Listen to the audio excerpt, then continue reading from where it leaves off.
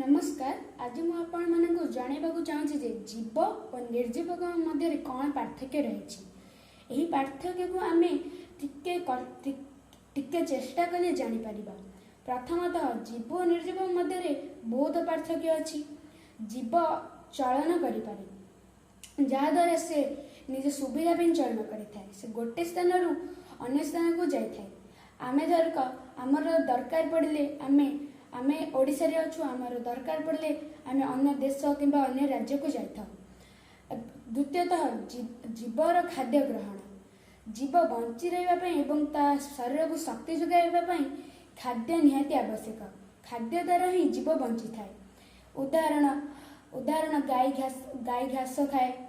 मनीष माने अंडा क्षीर माछ मांस रुटी भात इत्यादि खाई। समस्त खाद्य अलग अलग। जीव माने श्वासक्रिया करिपारती। श्वासक्रिया से अम्लजान नियंती और छाड़ती अंगारकाम्ल। वृक्ष माने किंतु श्वासक्रिया अंगारकाम्ल नियंती और अम्लजान परिवेश को छाड़ती। जीव माने रेचन करिथांती। एही रेचन रे सेमाने मल मूत्र झाड़ इत्यादि त्याग करती।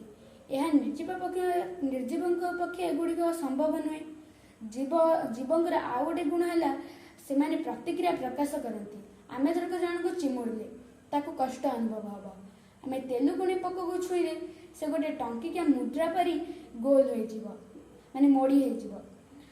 एवं लाजगुली लतार पत्र को छुईले बुझी खोल थी बुझी एवं आमे जदि यह निरीक्षण करवा जीव और निर्जीव मध्य अनेक पार्थक्य जापर।